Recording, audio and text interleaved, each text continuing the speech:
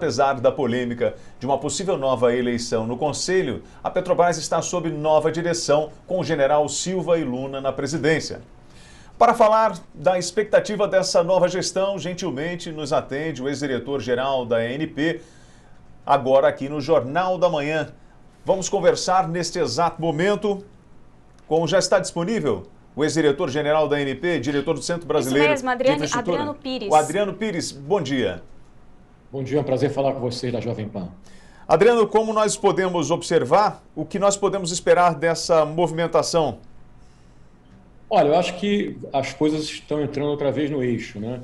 Porque teve toda aquela confusão, a demissão do antigo presidente Roberto Castelo Branco de maneira intempestiva pelo presidente Bolsonaro, a renúncia de 5 conselheiros na época, e agora já tem um conselho novo, com nomes muito bons, nomes de especialistas do mercado, e a diretoria, ontem anunciada pela Petrobras, é uma diretoria composta de funcionários da empresa, funcionários qualificados, e eu acho que, na minha opinião, a empresa está entregue em boas mãos. Muito bem, Adriano, bom dia para o senhor. Eu gostaria de saber se a gestão do general Joaquim Luna e Silva optou por montar um time com funcionários de carreira de estatal. Como que o mercado reage à decisão? Isso pode impactar decisões até mesmo dos acionistas? Olha, eu acho que não, porque ele escolheu pessoas na empresa muito qualificadas e muito preparadas, né? A maioria deles era gerente executivo, eles estavam abaixo do antigo diretor. Então, na minha opinião, o mercado vai gostar das escolhas do general Luna e Silva para a diretoria da Petrobras. Bom, a política de preços ela foi muito questionada a respeito dos aumentos constantes do preço da gasolina, do diesel. Só acredita que isso vai mudar? Olha, eu espero que não, né? Pela diretoria anunciada ontem, pelo conselho anunciado, eu acho que você vai ter uma política semelhante à que você tinha anteriormente na gestão do Castelo Branco, né? Uma política que segue tendência de mercado internacional, né? Na véspera até da posse ontem do novo presidente, general Luna e Silva, você teve até um aumento da gasolina e do diesel, que o petróleo voltou a crescer no mercado internacional. Então, a minha expectativa é que as coisas continuem como eram antes. O preço seguindo tendência de mercado internacional e, mais do que isso, também a continuidade do plano de desinvestimento da Petrobras, agora, nesse momento, vendendo refinarias. O senhor poderia falar um pouquinho agora sobre essa movimentação da saída de Marcelo Gasparino, representante de acionistas minoritários, que deixou o conselho 4 dias após ser eleito? Agora esse conselho ele tem que ser refeito? Não, acho que o conselho está definido, né? Acho que o conselheiro independente ele teve essa posição, mas eu acho que ontem as coisas foram apaziguadas, entendeu? Você, inclusive, ontem teve depoimentos, entrevistas dos conselheiros independentes elogiando, né, o resultado final, né? Tanto a nova composição do Conselho da Petrobras, como também a nova diretoria da Petrobras. Agora, vamos ver, né, daqui para frente, né? Vamos ver como é que vai se comportar essa diretoria nova, esse conselho novo. Mas, como eu te disse anteriormente, eu estou otimista que as pessoas, tanto que compõem o conselho como que compõem a diretoria, é gente que entende do mercado de petróleo, é gente que tem currículo, é gente que tem conhecimento.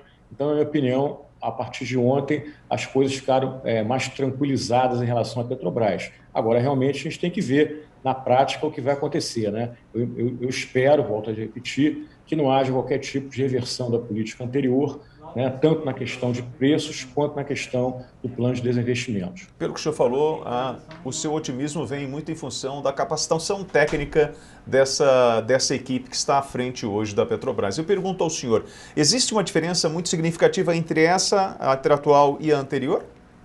Não, não existe. São 2 diretorias de gente qualificada, né? O trabalho desenvolvido pela diretoria que teve à frente o Roberto Castelo Branco foi um excelente trabalho. A Petrobras teve independência, o governo deixou a diretoria trabalhar, teve um período muito difícil, né, como toda a empresa, em função da pandemia, principalmente ano passado, mas a Petrobras saiu muito bem. Então, eu acho que são diretorias semelhantes, né, do ponto de vista de qualidade técnica.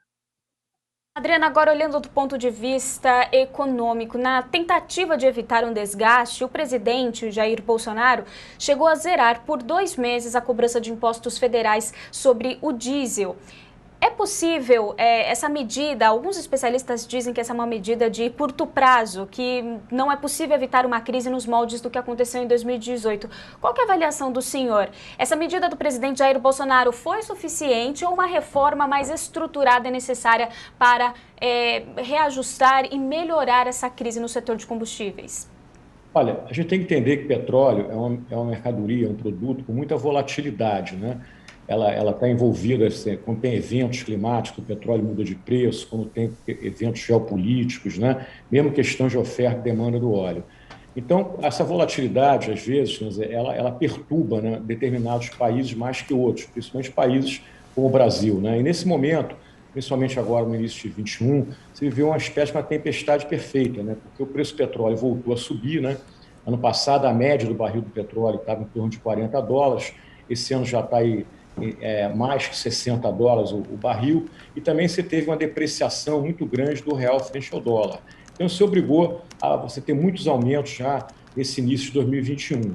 Então, você tem dois derivados que causam realmente problemas na sociedade, que é o diesel, né, porque nosso modal de transporte basicamente ainda é o rodoviário, né, a gente teve aquela greve dos caminhoneiros em 2018 que abalou muito o país, né, e você também tem o botijão de gás, que tem um efeito social, né, mais de 90% dos brasileiros usam botijão, né, então, principalmente a camada mais pobre da população, que ficou mais pobre ainda na pandemia, tá, tem dificuldade de comprar esse botijão de gás. Então, eu acho que se o governo não quer que essa volatilidade normal de mercado de petróleo atinja tanto os caminhoneiros e influencie no preço das mercadorias, nos fretes, como também a população de baixa renda, que precisa de consumir botijão para cozinhar, eu acho que você tem que atacar isso com política pública e não intervenção na Petrobras. Então, existem várias maneiras. Você poderia criar um fundo de estabilização para o preço do diesel, né? E você poderia criar uma espécie de uma tarifa social para o botijão de gás. Você já tem uma tarifa social da energia elétrica, né? Por que não que atende mais ou menos 10 milhões de famílias, basicamente aquelas que estão inscritas no Bolsa Família? Você poderia criar uma coisa semelhante do botijão. Essas 10 milhões de famílias também recebessem um botijão mais barato, né? E no caso do diesel, quando o preço do petróleo estiver muito alto, ou quando ocorrer uma depreciação do real, como aconteceu principalmente agora no início de 21, você teria um fundo de estabilização que evitaria que essa volatilidade fosse transferida imediatamente para a bomba, né? Então, acho que é por aí que deveria ser tratada a questão dos preços no Brasil. Mas jamais, quer dizer, intervir na Petrobras, que a gente tem que entender que a Petrobras é uma empresa de economia mista, tem acionistas privados, né? E toda vez que os governos anteriores tiveram essa política de intervenção, todo mundo perdeu o acionista da Petrobras, perdeu o país, perdeu a empresa, e eu espero que isso seja coisa do passado, página virada, e que a gente não volte a ter uma política de preços semelhante, por exemplo, a que teve no governo Dilma, que acabou trazendo um prejuízo para a Petrobras nos cofres da empresa de $40 bilhões, e uma ação ainda movida na Suprema Corte americana, onde a Petrobras teve que pagar uma multa de $3 bilhões. Adriano, a interferência política na Petrobras é o principal problema na condução da companhia? Tem sido, né? Historicamente tem sido, né? Porque não só na Petrobras, né? No Brasil a gente tem o que a gente chama de empresas de economia mista, né? Onde o governo é majoritário, né? Então você tem Banco do Brasil, você tem Petrobras, você tem Eletrobras. Historicamente, a gente tem, infelizmente, uma tradição de intervir nessas empresas, né, principalmente para fazer populismo, né, ou às vezes para combater a inflação, ou então às vezes para fazer o populismo político, ajudar a eleger presidentes, né, fazendo intervenções que, só, como eu falei anteriormente, só causam prejuízo às empresas. Então, eu torço, né, que essa página tenha sido virada. No governo Bolsonaro, você não tem tido intervenção nas empresas de economia mista. E, às vezes, o presidente ele se equivoca, né, falando, não, é inadmissível o gás natural aumentar 39%. Então, ele assusta o mercado com as suas declarações. Mas, de fato, concretamente, ele nunca interviu nos preços, por exemplo, da Petrobras durante a gestão do Roberto Castelo Branco, né? Ele falou, não, está aumentando demais a gasolina, isso tem que mudar a política. Volto a dizer, essas declarações são muito ruins, assustam o governo e acabam prejudicando até o comportamento das ações da Petrobras na Bolsa, porque todo mundo sabe que no Brasil tem essa tradição de intervenção e as pessoas vão lá, vem novamente a intervenção. Mas, por enquanto, nesse governo, a gente não tem tido, de fato, uma intervenção e eu espero que continue assim. Olha, nós conversamos com o diretor do Centro Brasileiro de Infraestrutura, Adriano Pires Rodrigues. Adriano, muito obrigado pela sua participação aqui nos microfones da Jovem Pan. Obrigado a vocês e um bom final de semana a todos. Obrigado.